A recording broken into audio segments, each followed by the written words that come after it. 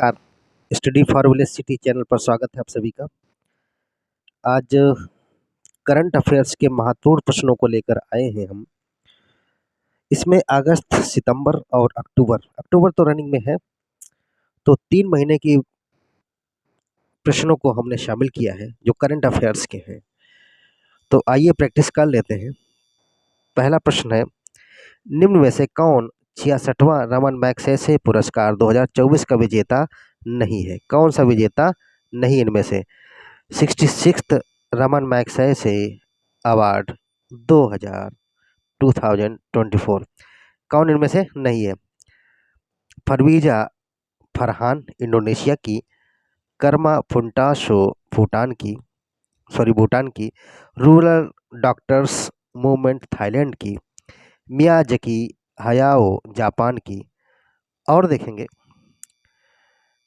न्यूगियन थी Ngoc फुओंग Vietnam. उपरोक्त सभी या उपरोक्त में से कौन नहीं है? तो ये देखना है। यहाँ पर है होना चाहिए, नहीं की जगह क्या है? है होना चाहिए, नहीं कि कौन सा विजेता है। तो यहाँ पर क्या है? सभी हैं विजेता। फरवीजा फरहान इंडोनेशिया की, कर्मा फुंटाशो भूटान के, और रूरल डॉक्टर्स मूवमेंट थाईलैंड की जो, और आगे देखें मियाज़की हयाओ जापान, ये भी पुरस्कार इनको भी दिया गया। न्यूगियन थी नगोक फुओंग वियतनाम। यहाँ पर सभी रहेंगे, जितने हैं ये सभी रहेंगे। नारकोटिक्स कंट्रोल ब्यूरो एनसीबी के नए महानिदेशक हैं। नारकोटिक्स कंट्रोल ब्यूरो एनसीबी के नए महानिदेशक कौन हैं? कौन डीजी हैं इसके? गोविंद मोहन, माधवी बुच, अनुराग गर्ग, नवीन भारद्वाज। तो अनुराग गर्ग को नारकोटिक्स कंट्रोल ब्यूरो का महानिदेशक बनाया गया है। हाल ही में 7वां राष्ट्रीय पोषण माह 2024 मनाया गया। 7वां राष्ट्रीय पोषण माह 2024 मनाया गया। कब तक? 1 से 7 सितंबर तक, 1 से 9 अगस्त तक, 1 से 30 सितंबर तक, 1 से 25 अगस्त तक। 7वां राष्ट्रीय पोषण माह वर्ष 2024 का। तो यह मनाया गया है 1 से 30 सितंबर तक। सी नंबर सही हो गया है। मध्य प्रदेश के धार जिले में 1 से 30 सितंबर तक राष्ट्रीय पोषण माह 2024 का शुभारंभ किया गया था, और इसका जो विषय था, क्या थीम थी इसकी? पूरक आहार के माध्यम से बच्चों का स्वास्थ्यकर विकास सुनिश्चित करना। चौथा प्रश्न है, पहला विश्व सफाई दिवस 20 सितंबर 2024 को मनाया गया, जिसका विषय था, जो पहला मनाया गया विश्व सफाई दिवस 2024 में, विश्व सफाई दिवस पहली बार मनाया गया। यह मनाया गया 20 सितंबर को, लेकिन इसका विषय क्या था? Arctic cities and marine litre, स्वास्थ्य एवं पोषण सफाई के साथ स्वास्थ्य एवं बीमारी मुक्ति, रूरल एंड अर्बन सैनिटेशन। तो Arctic cities and marine litre, A number सही हो जाएगा। उत्तर प्रदेश सरकार द्वारा एक वैदिक 3D संग्रहालय का निर्माण किया जाएगा। यह कहाँ किया जाएगा? वैदिक 3D संग्रहालय का निर्माण किया जाएगा यूपी गवर्नमेंट के द्वारा। यह कहाँ किया जाएगा?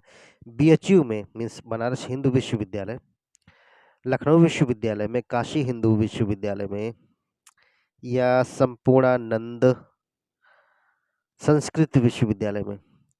संपूर्णानंद संस्कृत विश्वविद्यालय में वैदिक 3D संग्रहालय का निर्माण किया जाएगा उत्तर प्रदेश सरकार के द्वारा। ई पत्रिका सपनों की उड़ान के पहले संस्करण का विमोचन किसने किया? कौन पत्रिका? ई पत्रिका है एक, सपनों की उड़ान। इसके पहले संस्करण का विमोचन किसने किया? जयशंकर प्रसाद, धर्मेंद्र प्रधान, नरेंद्र मोदी, या राजनाथ सिंह। सपनों की उड़ान के पहले संस्करण का विमोचन जो किया था, तो ये किया था धर्मेंद्र प्रधान ने। शिक्षा मंत्री हैं अपने, एजुकेशन मिनिस्टर हैं, इन्होंने किया। ई पत्रिका सपनों की उड़ान के पहले संस्करण का विमोचन श्री धर्मेंद्र प्रधान ने 23 अगस्त 2024 को किया। चंद्रयान 3 की लैंडिंग की पहली वर्षगांठ मनाने के लिए राष्ट्रीय अंतरिक्ष दिवस के वर्चुअल प्लेटफॉर्म पर किया इन्होंने। राष्ट्रीय अंतरिक्ष दिवस कब? 23 अगस्त की बात हो रही है।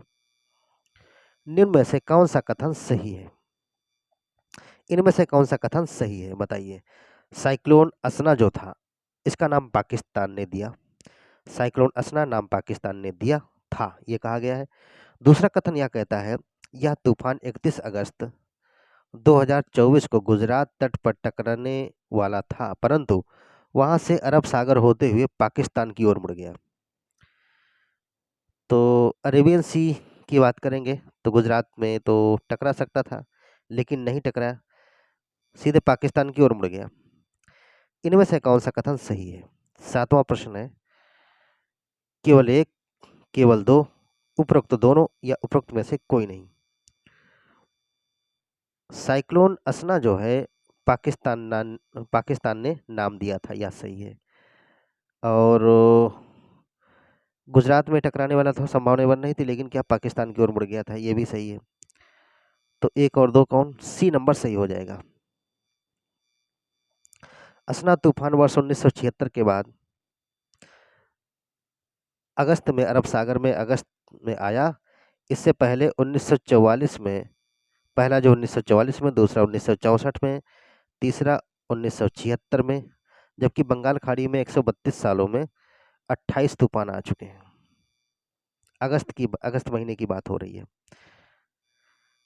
आठवां प्रश्न है, अनुसूचित जाति एवं अनुसूचित जनजाति कल्याण समिति के अध्यक्ष कौन है? SC ST कल्याण समिति के अध्यक्ष कौन है? PL पुनिया, पीयूष गोयल, गणेश सिंह, फग्गन सिंह कुलस्ते। फग्गन सिंह कुलस्ते इनका नाम है पूरा। ये बीजेपी के हैं, भारतीय जनता पार्टी के। फग्गन सिंह कुलस्ते, डी नंबर सही रहेगा, यही हो जाएंगे। आठवें का डी। अनुसूचित जाति एवं अनुसूचित जनजाति कल्याण समिति में क्या है? 30 सदस्य होते हैं। कितने होते हैं? 30 सदस्य। इसमें 20 लोकसभा से लिए जाते हैं और 10 राज्यसभा के सदस्य राज्यसभा से चुने जाते हैं। नेक्स्ट है, राष्ट्रीय समुद्री विरासत परिसर की स्थापना की जाएगी। जो राष्ट्रीय समुद्री विरासत परिसर है, इसकी स्थापना की जाएगी कहाँ? महाराष्ट्र में, गोवा, कर्नाटक या गुजरात में? नवा प्रश्न है, तो ये गुजरात में की जाएगी। ये राष्ट्रीय समुद्री विरासत परिसर की स्थापना गुजरात में की जाएगी, लेकिन कहाँ की जाएगी गुजरात में? तो ये लोथल में की जाएगी। कहाँ की जाएगी? लोथल में, गुजरात के लोथल। ग्लोबल हंगर इंडेक्स 2024 में भारत की रैंकिंग है। ग्लोबल हंगर इंडेक्स GHI 2024, इसमें भारत की रैंकिंग कितनी है?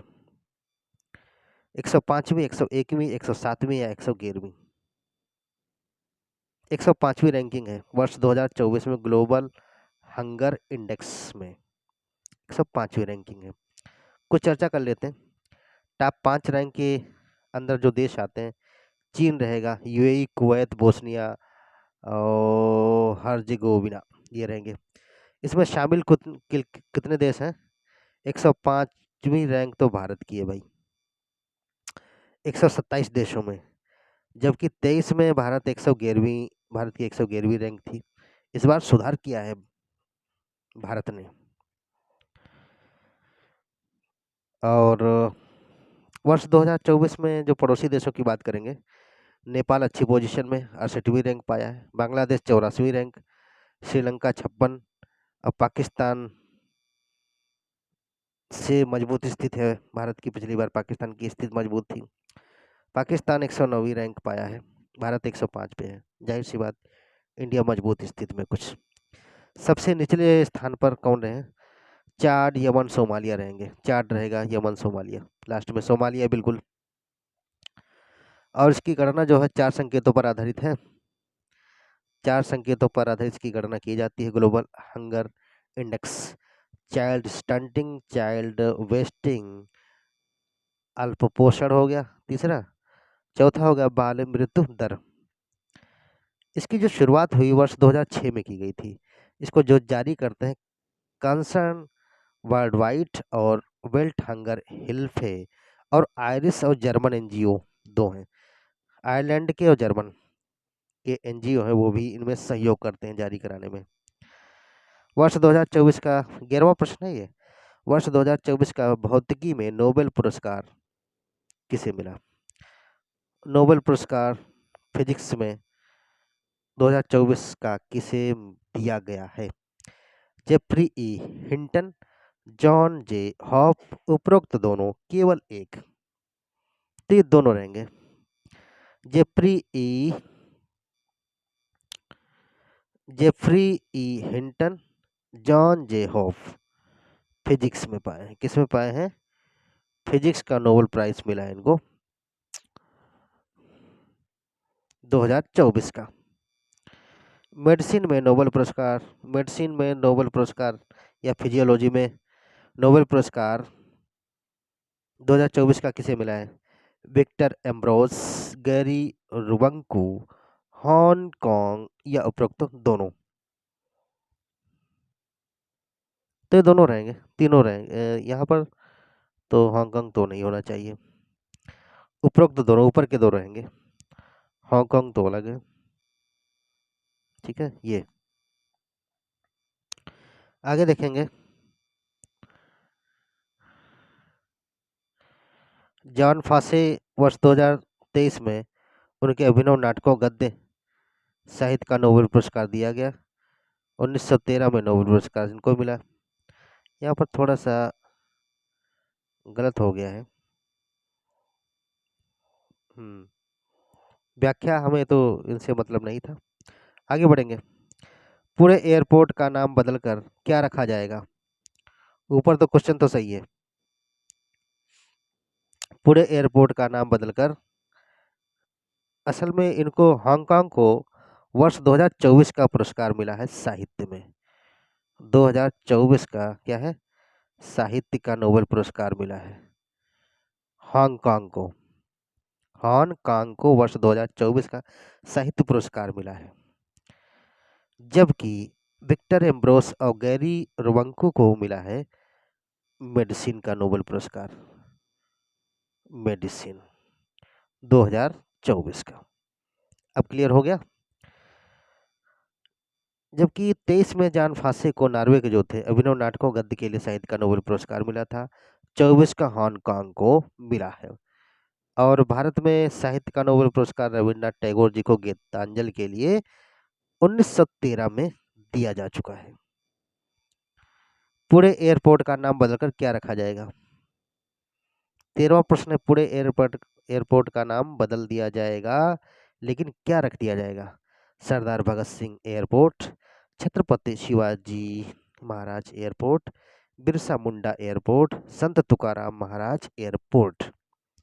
संत तुकाराम महाराज एयरपोर्ट, डी नंबर सही रहेगा। पूरे इंटरनेशनल एयरपोर्ट का नाम रखा जाएगा। विश्व फार्मासिस्ट दिवस मनाया जाता है। विश्व फार्मासिस्ट दिवस मनाया जाता है कब? 8 अक्टूबर को, 25 सितंबर को, 9 दिसंबर को या 23 जनवरी को।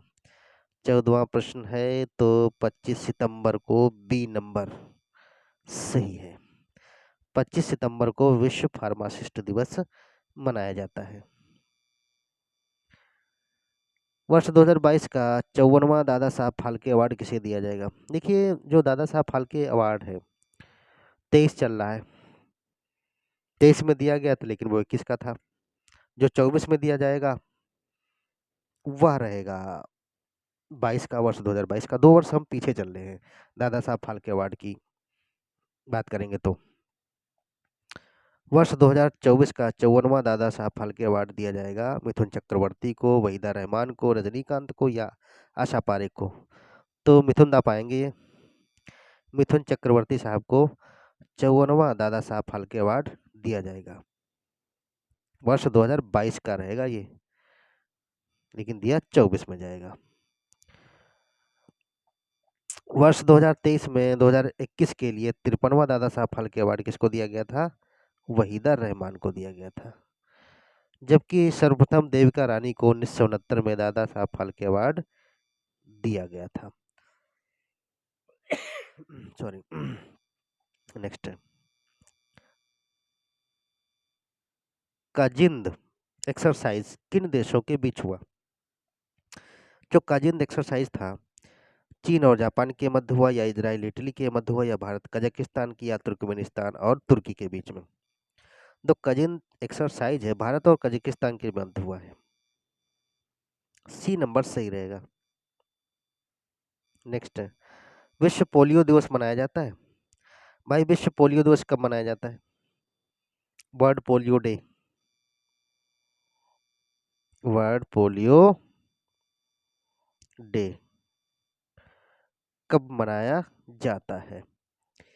कब मनाया जाता है? 15 सितंबर को, 15 अक्टूबर को, 24 अक्टूबर को, या 24 सितंबर को? 24 अक्टूबर को मनाया जाता है। और 24 अक्टूबर को क्या सेलिब्रेट करते हैं? कमेंट में लिख करके बताइएगा। 24 अक्टूबर को और कौन सा दिवस मनाया जाता है? बहुत ही खास दिवस है वो भी। तो विश्व पोलियो दिवस मनाया जाता है 24 अक्टूबर को। और क्या मनाया जाता है? ये इंटरनेशनल लेवल का ही है। हाल ही में अमित शाह, वैसे तो कई चीज़ें मनाई जाती हैं, संयुक्त राष्ट्र दिवस 24 अक्टूबर को ही मनाया जाता है। खैर 18वें प्रश्न पर आते हैं।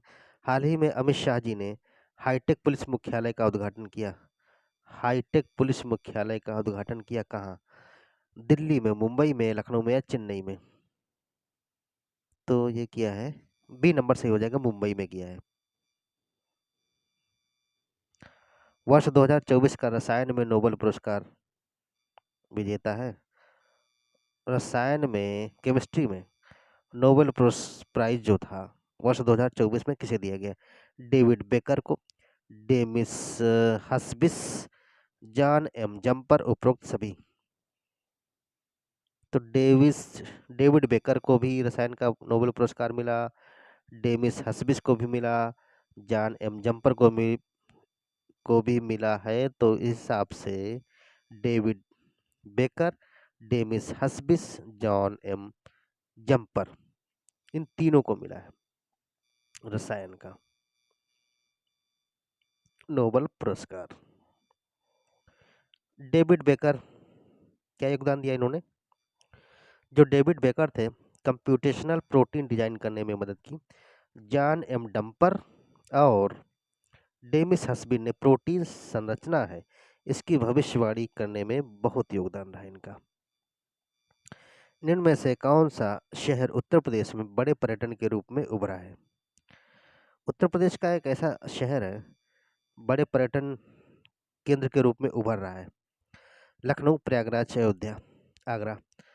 आगरा, जब से राम मंदिर का निर्माण हुआ है उसके बाद में बड़े पैमाने पर वहाँ पर श्रद्धालु, पूरे देश विदेश से लोग वहाँ पर पहुँच रहे हैं। इंडिया के तो बहुत ही लोग पहुँच रहे हैं। टूरिज्म इंडस्ट्री के रूप में बन गया है, मतलब टूरिज्म इंडस्ट्री में काफ़ी कुछ आगे बढ़ाने का काम किया है इंडस्ट्री को इसने। होटल का भी अच्छा निर्माण हो रहा है वहाँ पर। तो ये सी नंबर सही हो जाएगा।